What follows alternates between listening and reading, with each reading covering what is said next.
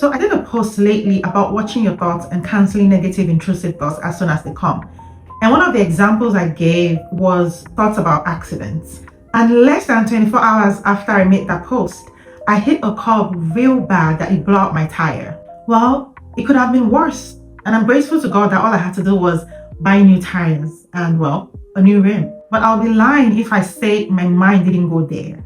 I started wondering, did this happen because I talked about it? Would it not have happened if I wasn't thinking about it? Or did all that canceling and neutralizing save me from something worse?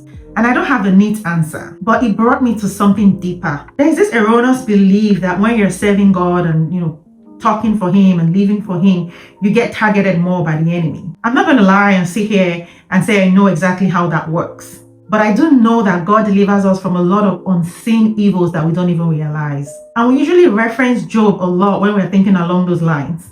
We talk about how he was upright and he still got attacked. But we don't talk a lot about the part where Job said, "The thing I feared the most has come upon me." Which means even though he feared God outwardly, he still harbored fear and anxiety on the inside.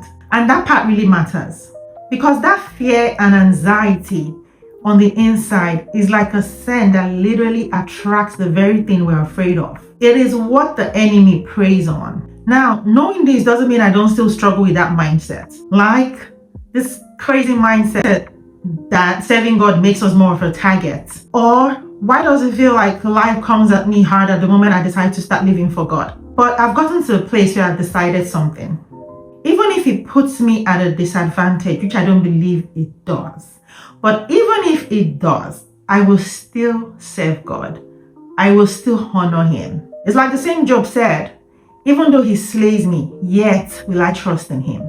It's like the devil thinks if he makes us feel that when we serve God, we get targeted the most, it will make us shy away from that and back down.